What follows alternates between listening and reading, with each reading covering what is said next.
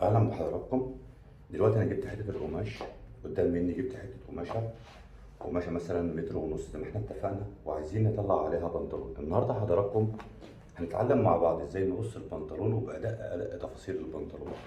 النهارده حضراتكم كل اللي محتاجه منك انك انت تركز في كل كلمه، لان كل كلمه ان شاء الله هنحتاجها مع بعض.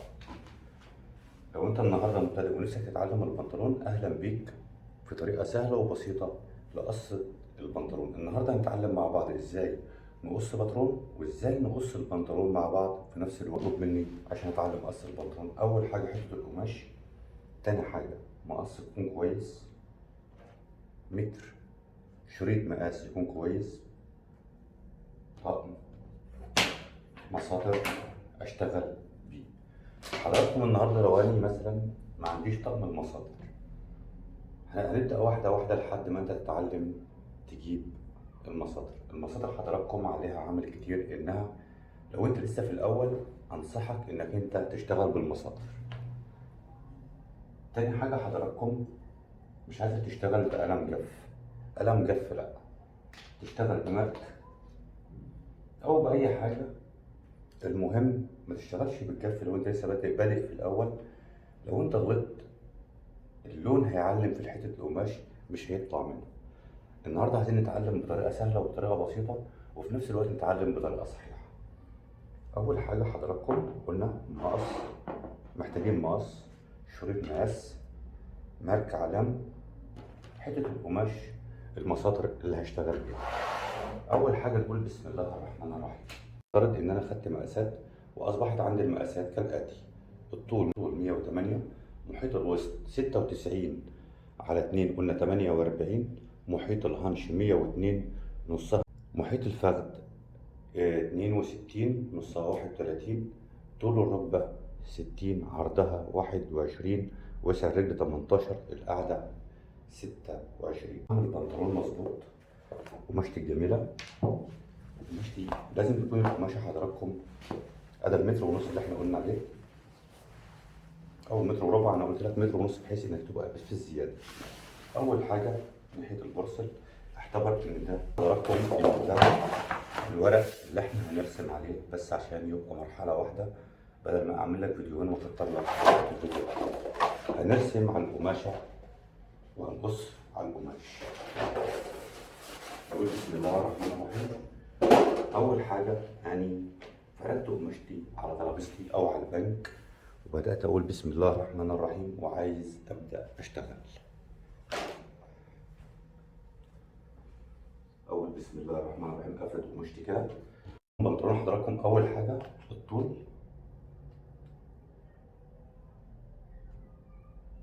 زائد الرافية 5، نفترض مثلا 5 سنتي. هنقول الطول زائد 5 سنتي رافية. ملحوظة في الطول هنا، ملحوظة صغيرة. الطول حضرتك لو انت واخده من أول القمر لحد الآخر هتقيس، وانت بتقيس على القماش هتنقص مسافة القمر، ناقص مسافة قمر البنطلون كده. حضراتكم هنقيس عندنا الطول دلوقتي وضع خط اهوت، نقص من الطول ال3 سنتي وأعلم على 108. ادي 108 حضراتكم، أعلم كده زائد 5 سنتي رافية. أول حاجة الطول زائد 5 سنتي، ملحوظة نقص من الطول مسافة عرض القمر عشان البنطلون ميطلعش معاك طويل بزيادة، لا هنتكلم بالظبط عشان نطلع بنطلون، ويا ريت نركز في كل تفصيلة صغيرة هنحتاج لها دلوقتي. أخدنا الطول، بسم الله. أعرض حتة في الجسم اللي هو مقاس الهنش، محيط الهنش كامل، وانقصه على 4. حضرتك 27 سنتي، وانزل لحد العلم للآخر واعلم على 27 سنتي، ارسم مستطيل من النقطة دي للنقطة دي.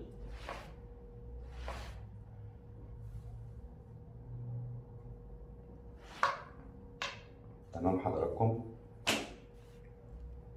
قلنا الطول، قلنا حضراتكم هنا الطول زائد 5 سنتي، وفسرناها دلوقتي، شرحناها مع بعض.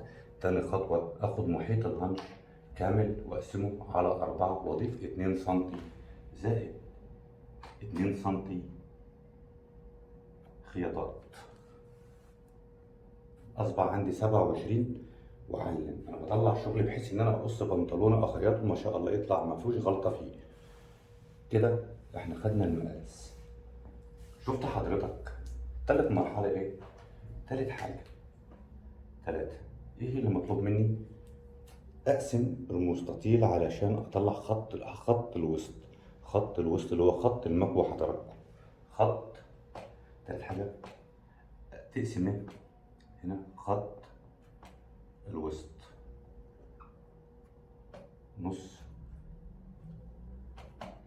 نص الهنش، نص الربع على 2 واقسمه خط الوسط.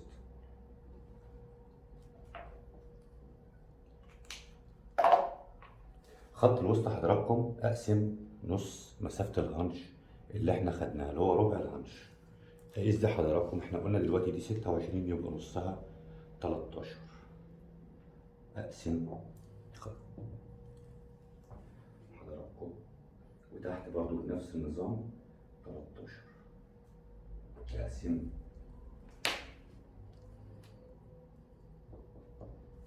اقسم حضراتكم. هنقسم العرض، قلنا خط الوسط محيط الهنش كامل على 4 زائد 2 سنتي خياطات، واقسم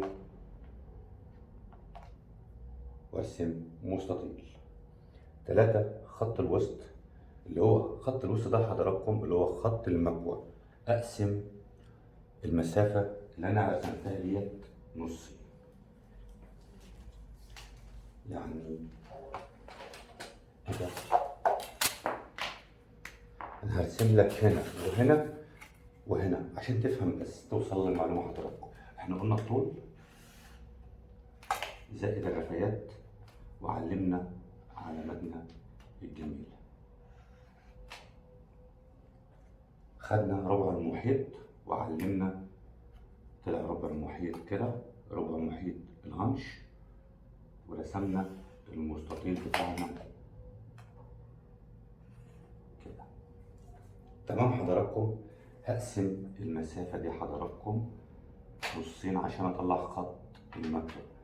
خط البنطلون، نص البنطلون بالظبط يطلع البنطلون معايا مظبوط. خد بال حضرتك، لو الخياطة بعد ما قفلت بنطلونك الخياطات كلها ما جتش على بعضها مظبوطة الوحيدة مرتاحة، اعرف ان البنطلون ملوح. النهارده احنا هنوصل لنتيجة ان البنطلون ما يطلعش معاك لوحة، البنطلون يطلع مظبوط ومرتاح. هنقسم خط الهنش اللي احنا عشان نطلع خط وسط البنطلون، خط النص.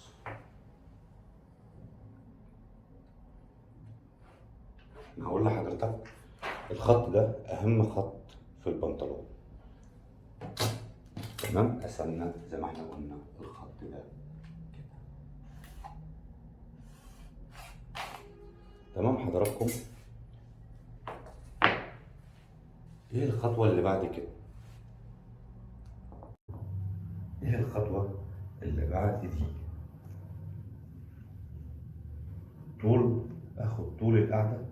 عندي طول القاعدة هنا 4، طول القاعدة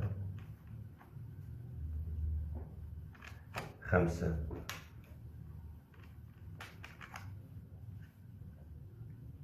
طول الركبة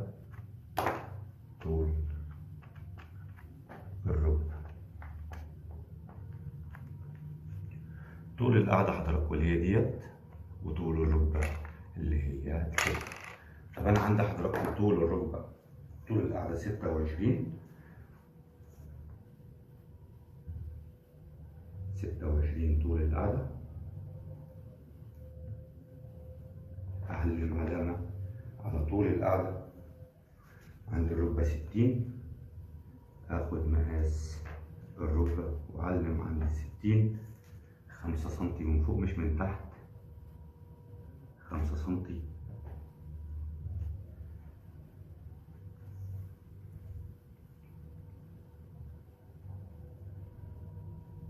وأبدأ أعلم حضراتكم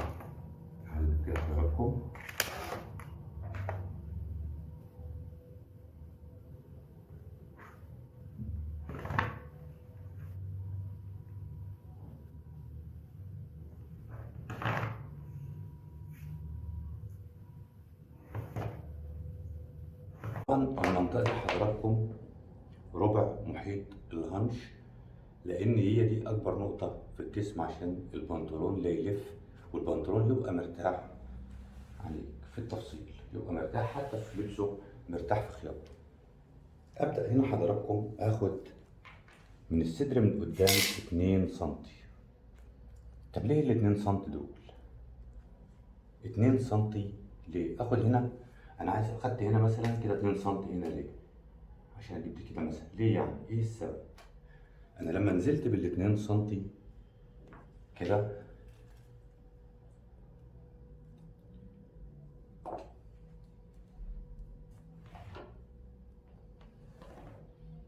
لما أنا نزلت كده ال2 دي حضراتكم علشان البنطلون ما يكونش فيه عيب من قدام، ما يكونش فيه كشكشه من قدام من المسافه، لا يكون مرتاح. طب هنا حضراتكم انا عاوز نطلع مثلا، طب ده لو واحد مثلا بطنه كبيره، لو في شخص بطنه كبيره يعني ما شاء الله بطنه كبيره، اخد من هنا 3 سنتي، انزل هنا 3 سنتي على حسب. لو انت واخد مقاس الحجر هتلاقي ده كله متصفي معاك. هوريك بقى طريقه دلوقتي في تصفيه الحجر انها تخلي لك المسافه دي مرتاحه خالص، واوعدك ان هنشرح النهارده اداء التفاصيل في البنطلون. اول حاجه نزلت بال2 سنتي هنا، انا عاوز اخد طول، احنا قلنا هنا كده طول الحجر، خدت ال2 سنتي ونزلت ال26 بتوعي هنا حضراتكم 5 واضيف 5 سنتي. هنا حضراتكم العرض، عرض البتلات، عرض ربع محيط الهنش، واضيف عند الفخذ ده بقى ايه محيط الفخذ اهو، القاعده دي اللي هي محيط الفخذ حضراتكم، واضيف 5 سنتي واعلم على 5 سنتي على ربع محيط الهنش، اضيف 5 سنتي. شوف الطريقه دي حضرتك وقول لي ايه رايك فيها وجربها. لو انا جيت اقيس هلاقي اوتوماتيك عندي الفخذ طلع مرسوم ومتصفي مظبوط معايا. تمام حضراتكم؟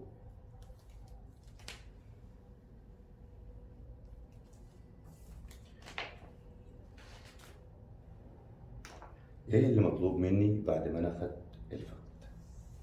تعالى نشرح الحته ديت، ودي اللي انا جاي لك والليله كلها علشان خاطر المنطقه دي. انا عايز دلوقتي اعرف طول البتلات عندي. انا دلوقتي لو انا ما خدتش مقاس الحجر اطلع الحجر ازاي؟ لو انا عاوز بتلاتة البنطلون بتيجي ازاي؟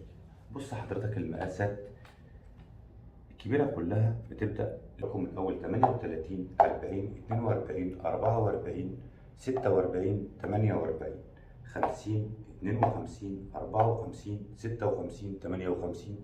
دي المقاسات. أطولها بتبدأ من أول 102 طول في الجاهز إلى 110 طول. تمام حضراتكم؟ طول البتلات هنا حضراتكم اكتب وسجل 18. سجل حضراتكم المقاسات دي عندك وجهز، اكتب الحاجات دي كلها تنفعك فيما بعد. مقاس 38 طوله اساسا بيبدأ من اول 102. البتلتة طولها 18 18 ال 40 18 42 18 44 19 46 19 48 20. حضراتكم المقاسات ديت اللي هي المظبوطه مرتاح، لا هي واسعه ولا هي ضيقه. طب ده بالنسبه لمقاسنا اللي قدام مننا ده. طب لو مقاساتنا ديت، طب الاطفال، طب ده بالنسبه للرجال. حضراتكم فهمتنا كده؟ حضراتكم ده اطوال البتلات لجميع المقاسات. سجلها عندك واحفظها، هتحتاج لها ولا هتحتاج لها في الشرح. ده بالنسبه للكبير. طب مقاسات الاطفال او الاولاد، يعني الاولاد بيبدا من 2 سنه، من 2 سنه الى ايه؟ 16 سنه. من 2 سنه ل 16 سنه. البتليته بتاعته، مسافه البتليته ديت تبقى قد ايه؟ من اول 2 سنه، يعني اطواله بتبقى 42، اطوال 43. الاطوال بتبدا من اول 9 سم، 9 10 11 12 الى تنتهي عند 16 سنه، تبقى طول بتاعتها 16. فهمتوا حضراتكم؟ بتبدا من اول 9 سم، من اول 2 سنه في البنطلون. ده حضراتكم اللي هي المسافه دي. كده احنا شرحنا البتليتا. تعالى بقى افهمك، اوصل لحضرتك ازاي نرسم الصدر ده بطريقه جميله وبسيطه. يمكن انا عامل ده كله ومتقل على نفسي، وعامل لك ده كله فيديو واحد عشان خاطرك انك انت تستفيد على قد ما تقدر. هنا حضرتك يبقى طول البتليتا بتاعته 20 سم. اعلم على ال 20 سم. شفتوا حضراتكم؟ بقت سهله وبسيطه. اخد علامه عند ال 20 سم واسم المسافه ديت من هنا لفوق.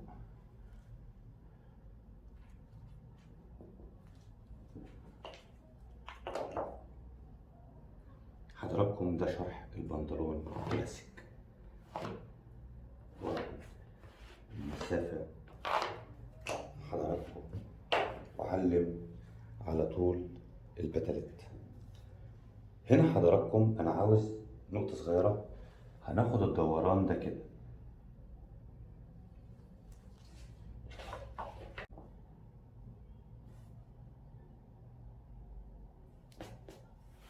تمام حضراتكم؟ خد بالك بقى، عندي أهم حاجة في الخطوة دي.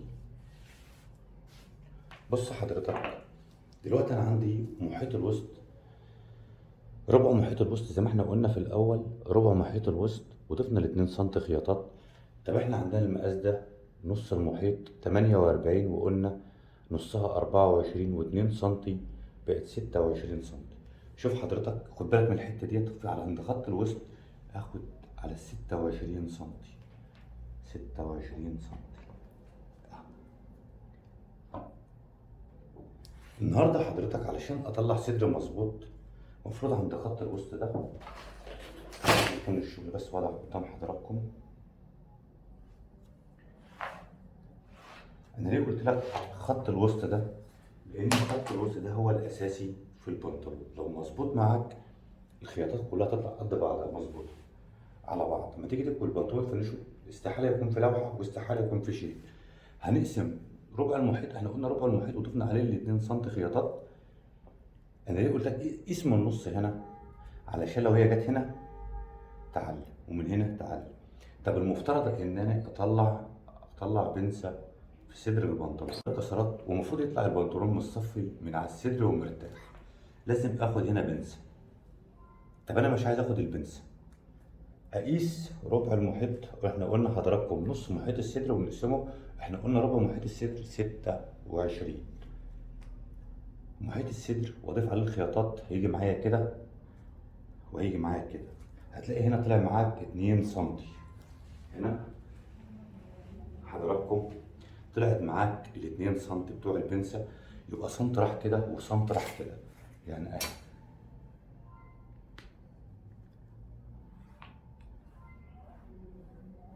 فهمتوا حضراتكم؟ وصلت لحضراتكم المعلومه اهي، جت كده من فوق. ما تاخدش دي على العدل، ما تاخدش ده على العدل في القص. لو انت خدت ده على العدل صدقني البنطلون هيجي معاك من قدام هيعمل كسره تحت الزرار. لا، انا عايز البنطلون يبقى طالع واخد الدوران، الدوران على صدر الانسان اللي قدام مني. وادي هنا ال2 سم، ادي السنتي. شفت حضرتك طلعت مسافه الساسونه لوحدها. ارسمها ازاي؟ ادي حضراتكم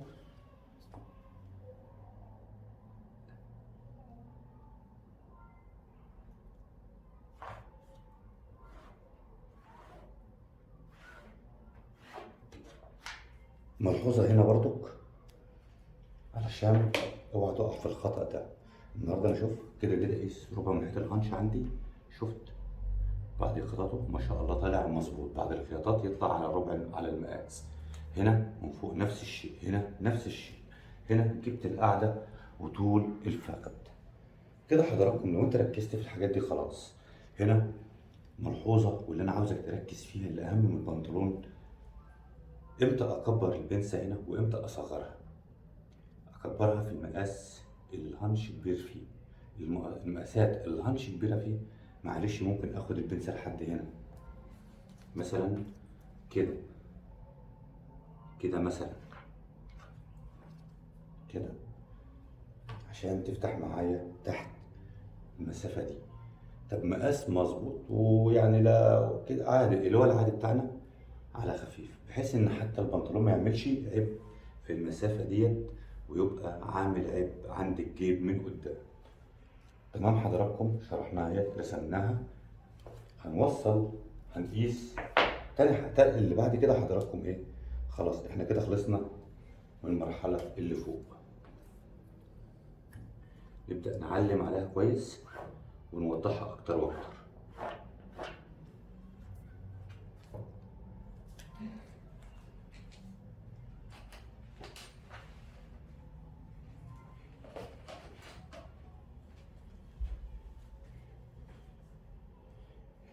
ونبدأ وضحتها كده لحضراتكم، يا رب تكون واضحة لكم. تمام حضراتكم. اللي بعد كده أنا عندي طول الركبة خدناه وقسنا. طب أنا عندي أقيس عرض الركبة من وسط، من نص الخط، خط الوسط اهوت عند حضراتكم. اقيس عليه عرض الركبة واقسمها. كان عندي الركبة هنا 21، ادي عرض الركبة بتاعتي واعلم عليه.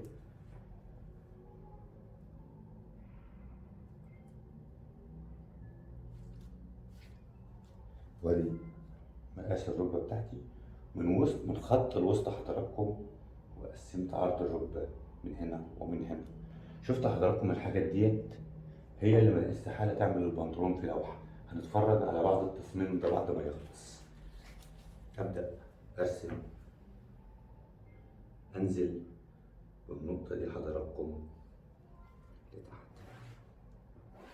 لخط للعلامة اللي أنا علمتها، وأنزل بميول خفيف.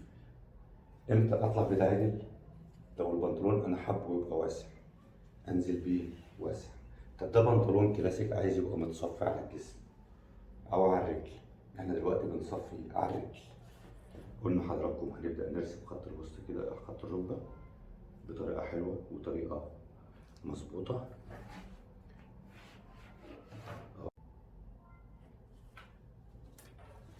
تباني خدت مقاس الركبة.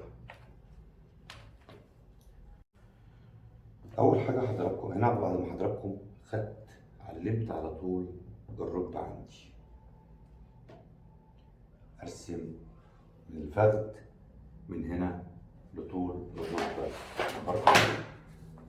هذا حضراتكم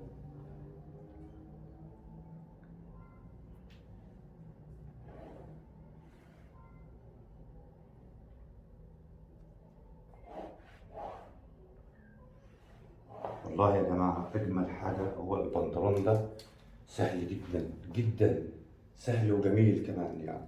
شفتوا حضراتكم بنطلونه طلع ازاي؟ ده من فوق، انا رجلي عندي من تحت 18. شوف حضرتك برضو هقسم من نص الخط اللي انا رسمته، واقيس واقسم ال 18 يعني نصها 9 من هنا و9 من هنا. انا عايز اقول لحضرتك على حاجه، خط البص ده لو انت اشتغلت عليه ورسمت شغلك عليه ما شاء الله عليك. ابدا اوصل خط الركبه بخط، خط الركبه بخط، الرجل من تحت. ان شاء الله حضراتكم احنا هننفذ البنطلون ده مع بعض وهنخيطه مع بعض وهنشوف الطريقه اللي احنا شرحناها دي.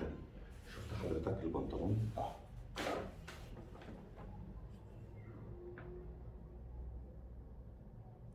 شفتوا حضراتكم البنطلون طلع ازاي.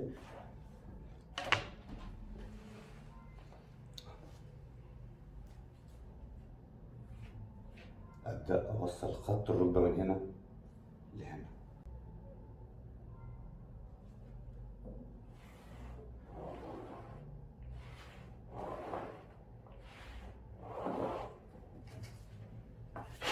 تمام حضراتكم، ايه رأي حضراتكم؟ هذا بنطلوننا اهو. شفتوا البنطلون نازل ازاي؟ شفتوا حضراتكم البنطلون نازل ازاي؟ اهو. هنبدأ نقصه ونطلعه مع بعض. يا رب حضراتكم يكون كل شرح واضح.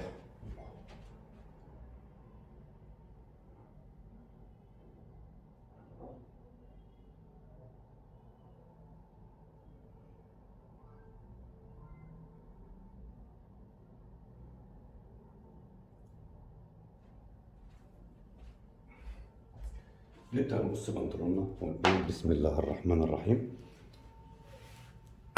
أول حاجة نشيل عنا كده، اخلي حواليك ما تنفعش الدنيا كمان بدخل كده.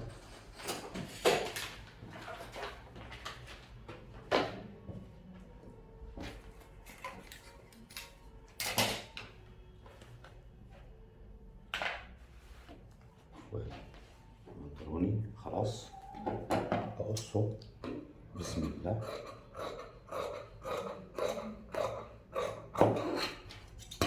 شوفوا حضراتكم امشي على الدورانات اللي انا واخدها بالظبط، على الشوك اللي انا واخده بالظبط.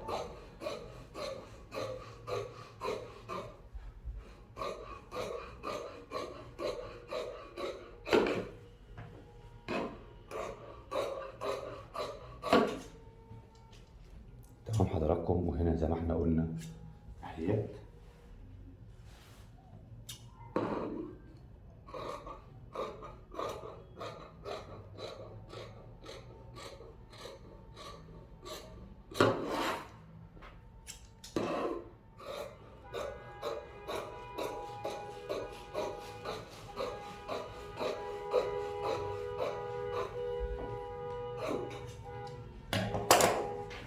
ادي بنطلوننا حضراتكم. عرفت بقى انا حضراتكم ليه شرحت لك وجيت اقول لحضرتك ركز على المقاس، ركز على المقاس، لان المقاس هو اللي عليه الشغل كله.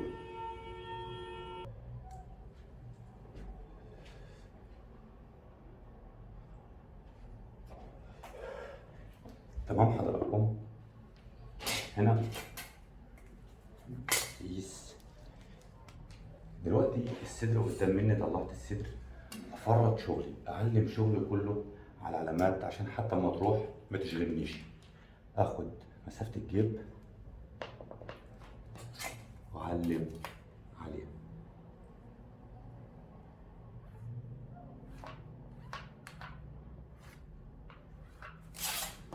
تمام حضراتكم، اول حاجة اخد فورت عند طول الجيب، فورت فوق برضك علشان الجيب، وفورت عند خط الوسط. انا حضراتكم الصدر ده مش محتاج بنسة هنا، لو انا سايب دي عدلة اخد فيه هنا بنسة، عشان احنا نعوض البنسة خدنا سنتي من هنا وسنتي من هنا، خدنا مسافة البنسة من الجناب بحيث ان الصدر يطلع لافف على الوسط كده.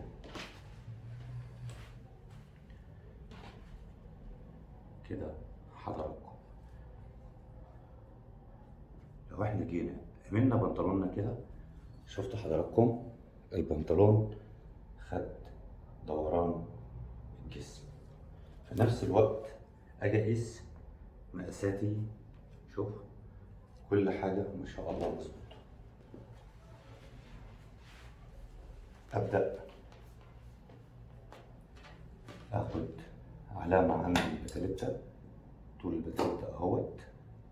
العلامات دي حضرتك لما تيجي تشتغل بقى على المكنة ولو بدأت تشتغل مش هتقعد تقيس، خلاص انت قست مرة واحدة، علمت شغلك كله مرة واحدة. علامة الجيب هنا، علامة خط الوسط. علامة خط الوسط ده احنا علمناه ليه؟ مش هناخد هنا خياطات، لا، بس هنحط أول اللوكسة بتاعت البنطلون بتاعت الكمر. علامة اللوكسة بتاعت البنطلون أول علامة، بدل ما تقعد تقيس كله يبقى إيه مرة واحدة. ده كله. بصوا حضراتكم عايزين نطلع بقى الظهر. لو المسافة هنا حضراتكم كبيرة معاك وتاخد مسافة الصدر والظهر معاك، مفيش مشكلة إنك أنت تحط القماشة كده وتوفر على قد ما تقدر مع قماش.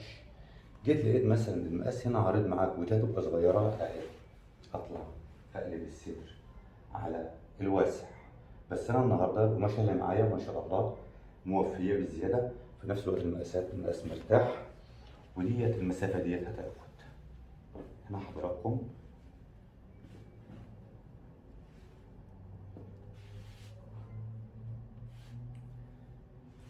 اخد حضرتك داير ما يدور هنا، من هنا كده 3 سنتي،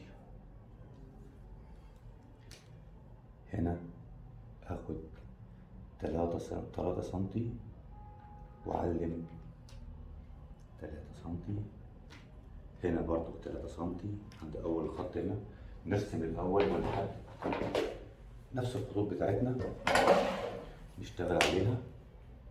حطيت الصدر على الظهر على الخطوط اللي احنا رسمينها، وهبدأ ارسم برضو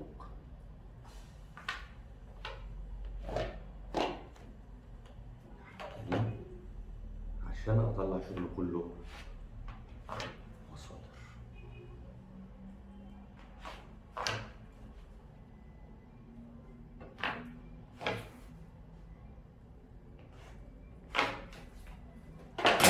تمام حضراتكم.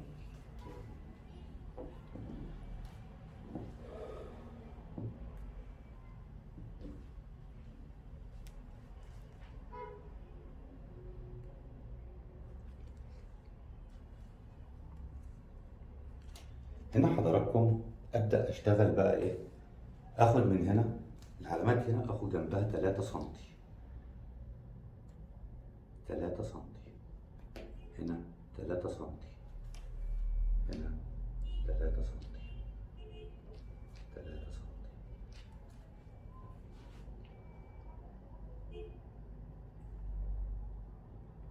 ليه حضرتك انا جيت من هنا؟ انا ليه حضرتك جيت من هنا خدت ال 3 سنتي دولت داير ما يدور كده من قدام. ال 3 سنتي دول حضرتك علشان يدوا الجيب لقدام، يخلي جيب البنطلون يبقى ايه في وسط، على اتجاه الايد، ما يبقاش حادف لورا. دي ملحوظه. وابدا ارسم حضراتكم اللي انا علمته علشان ما يضيعش، ما انساش.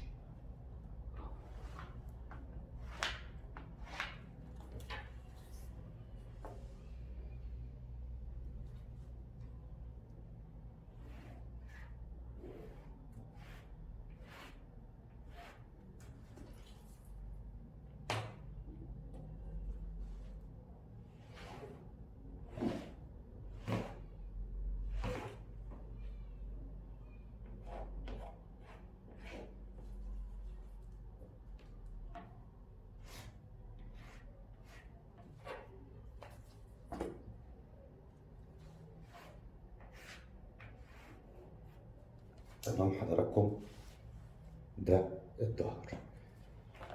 طب هنا اخد ربع محيط، ربع محيط الوسط في الظهر، واضيف عليه 2 سنتي بنسة زائد الزيادات بتاعتي. يبقى هنضيف في الظهر 2 سنتي بنسة، 2 سنتي و2 سنتي خياطات، زائد الزيادة اللي احنا هنسيبها في الظهر. لو احنا عايزين مثلا البنطلون يتساب فيه 2 سنتي 3 سنتي على حسب المقاس، هنسيبهم هنا كده. هناخد ربع محيط المقاس ونضيف الاتنين سنتي وهنعمل وسع هنا. تمام حضراتكم. ابدأ اقيس مسافة الفخذ، مقاس الهنش من هنا 7 و28، وعندك الاتنين سنتي بحيث الخطاط سوي خططنا، وهنا 6 سنتي بزيادة بحيث أراجع مقاسي وأشوف أعرف يبقى عندي وسع أقدر أتحكم فيه وأقدر ما أتحكمش فيه. هنا حضرتك هتاخد 2 سنتي ونص من جوه، 3 سنتي هتاخد من حضرتك برضه 3 سنتي، 3 سنتي، 3 سنتي، 3 سنتي.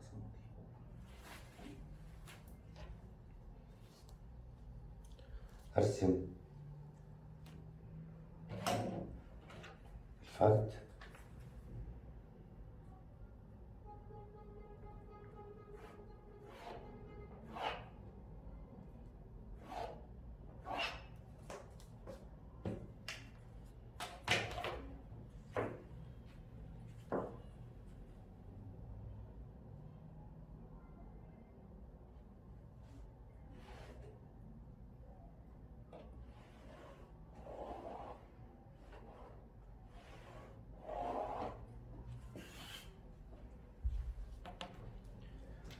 حضراتكم بنطلون مظبوط مرتاح. طب اطلع من فوق هنا اعوض المسافة ديت 3 سنتي، المسافة ديت 3 سنتي، واخدها على اول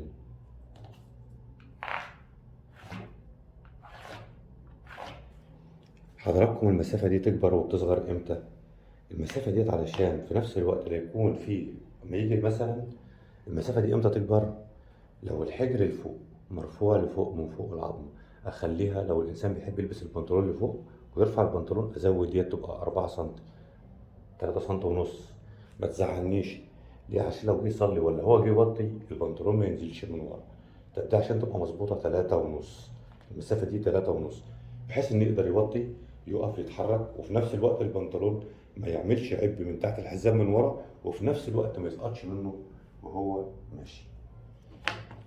هنعلم حضراتكم، ناخد خط هنا. ده حضراتكم احنا قلنا ربع محيط الصدر زائد 2 سنتي بنس زائد المسافة اللي هتتساب زيادات، وابدأ اوصل النقطة بتاعتي الجميلة هنا اهي دوراني.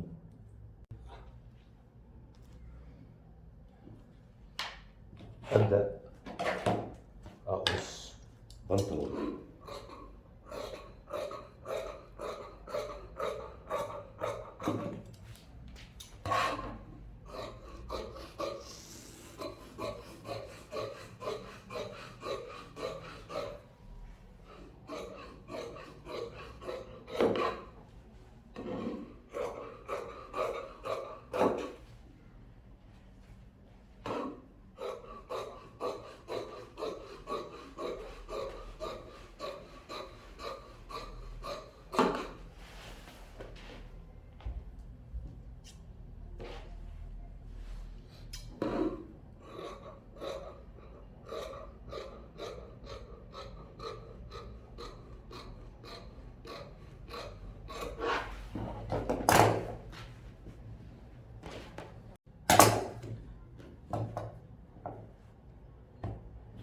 تمام حضراتكم زي ما انتم شفتم كده. طب انا دلوقتي بنطلوني اهو حضراتكم شفتوا حضراتكم، حتى هنا لما اجي اقفل اقدر اتحكم فيها. شفتوا الدوران جه ازاي؟ شفتوا القصه؟ شفتوا الدورانات؟ هنا حضرتك اجي عند الظهر، اجي هنا عند ربع المقاس هنا، ربع المحيط، واخد النص عنده ناخد ربع.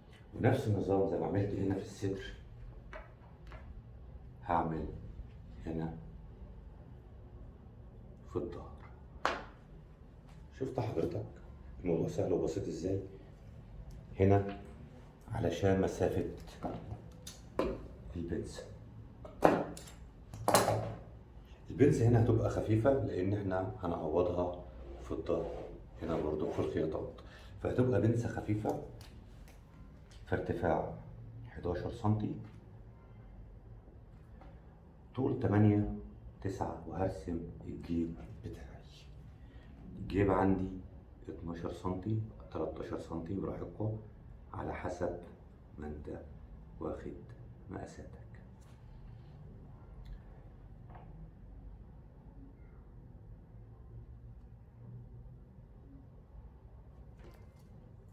وابدأ ارسم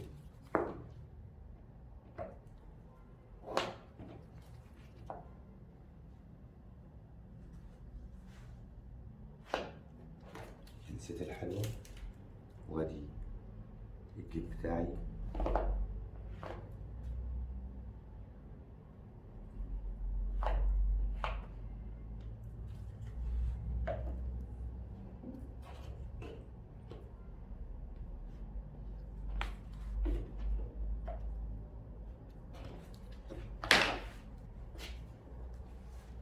وادي حضراتكم بنطلون. انا دلوقتي انا الجيب، شفت البنطلون. تعالوا النهارده بقى نعمل شيشنا للبنطلون ده كده. ادي البنطلون بتاعي، ادي الظهر، شفت حضراتكم، وادي الصدر. لما اجي احط حتى البنطلون، عادل البنطلون حتى شوف شغلك كله هيطلع على المصادر، علاماتك صح، اتكل على الله. بص حضرتك اهو، تعالى ناخد شيشنا. شوف البنطلون يبقى معاك مرتاح زي الفكره اهو. شوف اهو، شفت حضرتك اهو، شفت البنطلون اهو، شفت ماشي ازاي معاك البنطلون اهو، سلس اهيت اهيت اهيت حضرتك. تمام. تعالى هنا على الفك بقى حضرتك، الفك اهو اهو، شوف شوف البنطلون لوحده اهو. شفتوا حضراتكم شغل سهل وبسيط ازاي اهو. شفت الفك، بنطلون معدول لوحده اساسا اهو. الفك اهو، ادي الفك. شوفوا حضراتكم لما اجي اقفل بنطلوني، ادي البنطلون بتاعي اهو. فهو عايز اثبتها لك انك ركز في كل حاجه، لان كل كلمه احنا محتاجين لها مع بعض فيما بعد. النهارده احنا اتعلمنا ازاي نقص البنطلون ونرسمه ونقص البنطلون. صدقني واحده واحده هنوصل لاعلى نتيجه ان شاء الله. هنتعلم ازاي نقفل البنطلون ده على مراحل، ازاي مرحله مرحله بطريقه سليمه وطريقه كويسه. وبعد كده ان شاء الله تعالى هنبدا نخش على القميص، هنخش على البدله. انا نفسي كل اللي في دماغي ده قسما بالله اجيبه كله واحطه لك، احطه لك قدام منك. انا بحاول اعمل يجي اكتر من كام فيديو واحد علشانك. تحياتي لحضراتكم. ومش هقول لحضرتك اشترك، مش هقول لحضرتك شاهد، مش هقول لك اديني اعجاب، لا، انا هقول لحضرتك تعالى كلنا نستفيد من بعضنا.